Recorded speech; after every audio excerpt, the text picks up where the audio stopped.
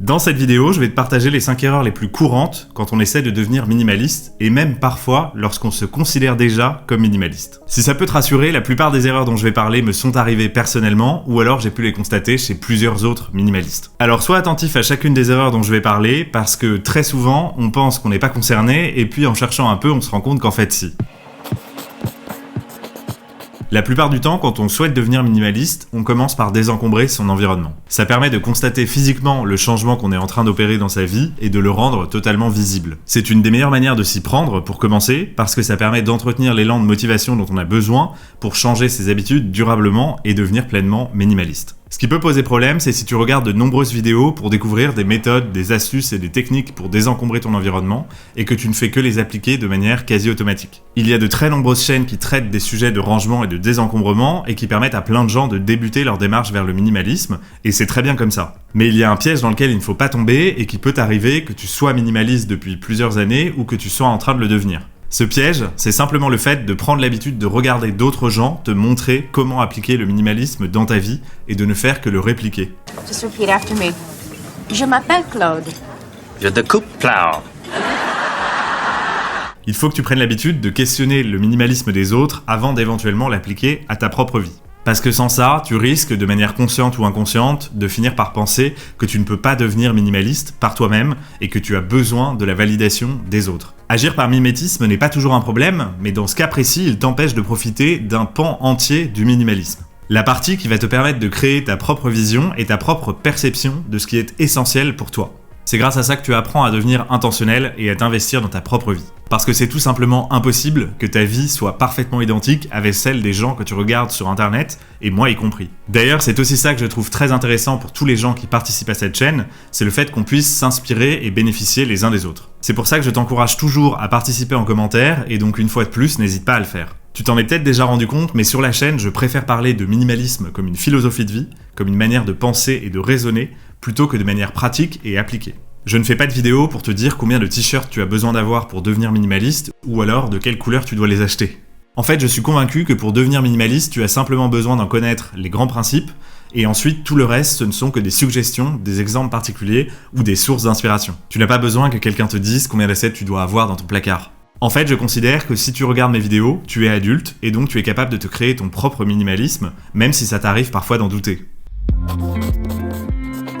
Une erreur que je constate chez beaucoup de minimalistes, c'est de croire qu'ils ont résolu tous leurs problèmes ou que toutes les réponses à leurs problèmes se trouvent dans le minimalisme. C'est d'ailleurs une erreur que j'ai faite en commençant à devenir minimaliste, mais heureusement pour moi qui n'a pas duré très longtemps. Cette erreur se manifeste généralement par le fait qu'on fuit ses problèmes en prétextant que ça n'était pas essentiel et qu'on préfère se concentrer sur autre chose. Alors parfois c'est tout à fait vrai, mais il ne faut pas que ça devienne une échappatoire qui nous empêche de nous améliorer et de progresser dans nos vies. L'exemple le plus courant, et que j'ai moi aussi connu, c'est le fait de dire qu'on n'a plus besoin de rencontrer de nouvelles personnes. Parfois on va prétexter une forme de minimalisme social et dire qu'on a déjà suffisamment de personnes dans nos vies. En réalité pour ma part, c'est parce que je n'étais pas toujours très à l'aise avec les gens que je ne connaissais pas, et donc par facilité je préférais rester avec ceux que je connaissais déjà. Aujourd'hui, j'ai pris conscience qu'en réalité, on est bien plus heureux lorsqu'on devient capable d'accepter la contrariété, le conflit et les situations gênantes, plutôt que lorsqu'on essaye à tout prix de les éviter. Parce que quoi qu'on fasse, on sera toujours confronté à des situations inhabituelles, donc autant s'y habituer le plus tôt possible.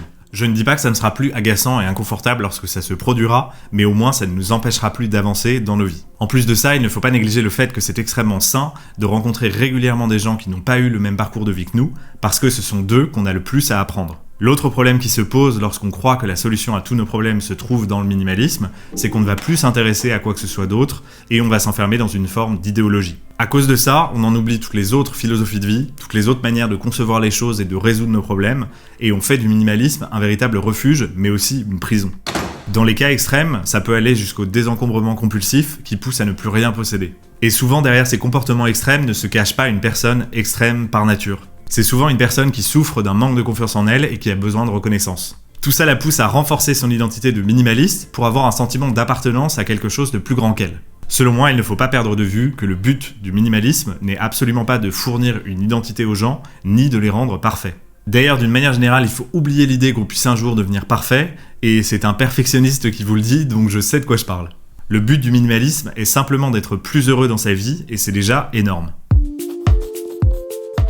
Parfois, quand je lis les commentaires sous les vidéos d'autres minimalistes, évidemment pas ici, tout le monde est parfait ici, les gens sont géniaux, les gens sont sympas, c'est la meilleure communauté, tu sais bien. Je vois des personnes qui commentent en disant « Ah, mais en fait, moi, ça fait des années que je suis minimaliste sans le savoir, j'ai presque aucun objet chez moi. » Alors évidemment, je ne nie pas la possibilité que ce soit simplement des blagues, mais honnêtement, ils apparaissent bien trop souvent pour que ça ne soit que ça. Et puis surtout, j'ai déjà constaté que certains minimalistes eux-mêmes faisaient aussi cette erreur. Cette erreur, c'est le fait d'oublier ou de négliger que le minimalisme n'est pas juste une pratique, c'est aussi et surtout une philosophie de vie. Être minimaliste, ça ne peut pas être seulement de ranger, de désencombrer, de limiter ses achats et de déménager dans une tiny house. C'est aussi se détacher du matériel pour de vrai et ne pas devenir un fanatique du peu d'objets qu'on possède. C'est revoir sa gestion du temps, c'est apprendre à dire non, c'est aussi s'habituer à se poser des questions pour savoir ce qui est essentiel pour soi ou non, et c'est agir de manière intentionnelle. D'ailleurs, mon expérience me fait dire que c'est en intégrant la dimension philosophique du minimalisme qu'on devient capable de faire les choses durablement et d'intégrer la dimension pratique plus facilement, parce qu'on sait véritablement pourquoi on fait les choses. Et si le sujet t'intéresse, j'ai fait une vidéo sur pourquoi devenir minimaliste, et tu peux aller la regarder juste après celle-ci. Je pense que si je n'avais pas intégré la partie philosophique du minimalisme, je verrais probablement le fait de limiter mes possessions comme une contrainte, plutôt que de le voir comme une source de liberté. C'est d'ailleurs pour ça que les non-minimalistes ne comprennent pas généralement pourquoi c'est important de limiter ses possessions. Le minimalisme a bien plus à apporter que le fait de gagner de la place chez soi et passer moins de temps à faire le ménage. Ce serait dommage de passer à côté et de ne pas en profiter.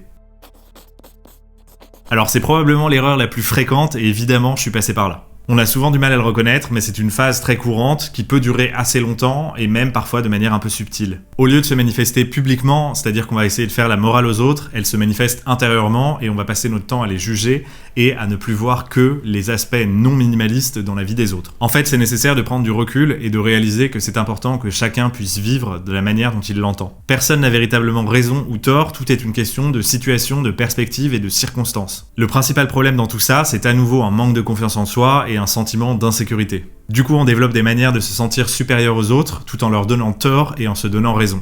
Et la preuve que ça n'a rien à voir avec le fait d'être minimaliste ou non, c'est le fait que ça puisse se produire entre minimalistes. L'exemple le plus typique, c'est lorsqu'un minimaliste dit à un autre minimaliste « Ah, mais je suis plus minimaliste que toi, je possède moins d'objets ». C'est exactement le même mécanisme, une personne va se revendiquer meilleure qu'une autre simplement parce qu'elle a un sentiment d'insécurité.